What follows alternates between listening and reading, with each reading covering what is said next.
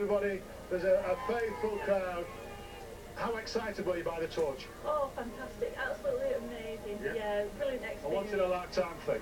That's it from us. We'll see you tomorrow night in Blackpool. Bye-bye.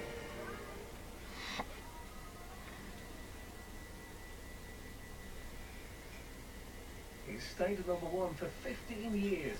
Zoe Wicks. Meet the man who wrote that song on The One Show. Next.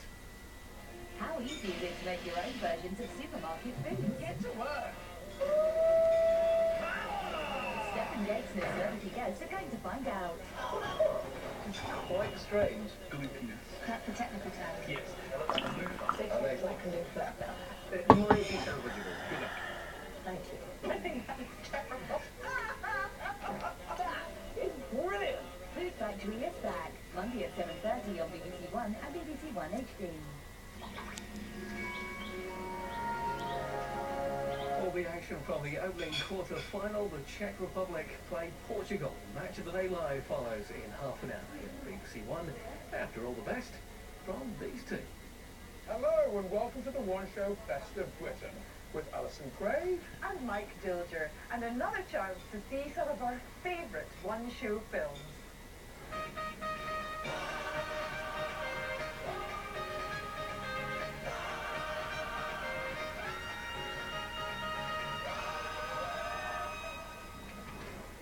Today we're here at the magnificent Loch Lomond and the Trossachs National Park. Just half an hour north of Glasgow is this. It's a magnificent body of water, the biggest body of fresh water in the UK.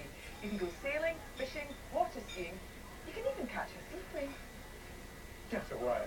And just behind us is Ben Lomond, which at just under 1,000 metres is the highest peak in the park.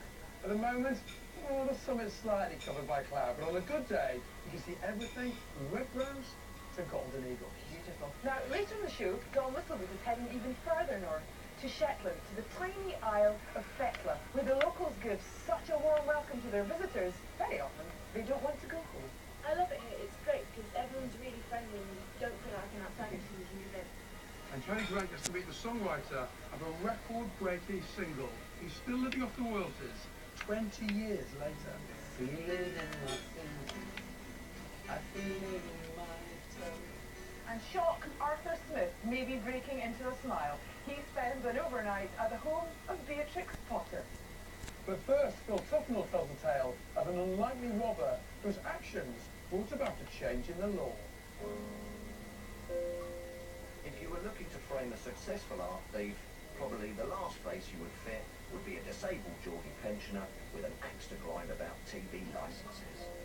But that was the precise identity of the man who handed himself in to a bewildered Scotland Yard 4 years after the theft of a painting worth £21 million in today's money right here at the National Gallery.